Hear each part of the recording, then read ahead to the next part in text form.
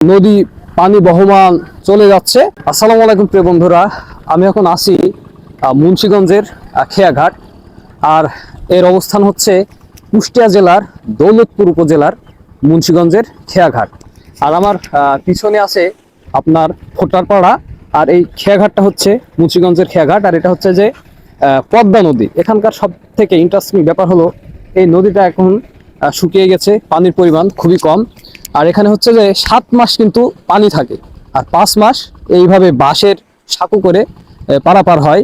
আর দেখেন এখন পানি যেহেতু কম, এই জন্য আপনার এই যে নৌকাগুলো বা ডোঙাগুলো বেঁধে রাখা হয়েছে।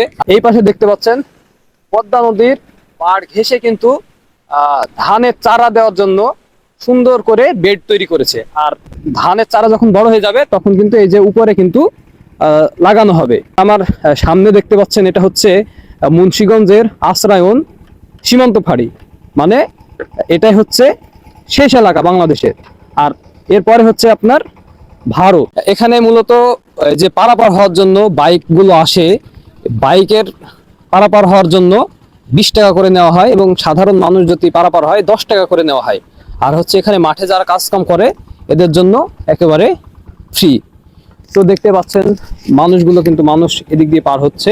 পদ্মা নদীটা এখন কিন্তু শুকিয়ে গেছে, যার কারণে পানি কম। আর একটা সময় আসে পুরো এলাকা, মানে পুরো পাড় কিন্তু পানিতে ভরপুর হয়ে যায়, এবং তখন কিন্তু এই যে বড় বড় নৌকাগুলো চলে, এখন পানি না থাকার কারণে মানে দাঁড়িয়ে আছে।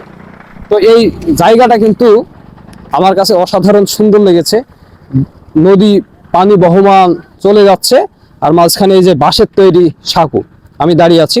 অসাধারণ সৌন্দর্য। আপনারা যারা দেখতে চান বা এখানে ঘুরতে আসতে চান, তারা অবশ্যই কুষ্টিয়া জেলার দৌলতপুর উপজেলার মুন্সিগঞ্জের এই খেয়াঘাটে আসবেন। তো আজকের ভিডিওটা এখানে শেষ করলাম। দেখা হচ্ছে পরবর্তী ভিডিওতে। ভালো থাকবেন, সুস্থ থাকবেন। আল্লাহ হাফেজ।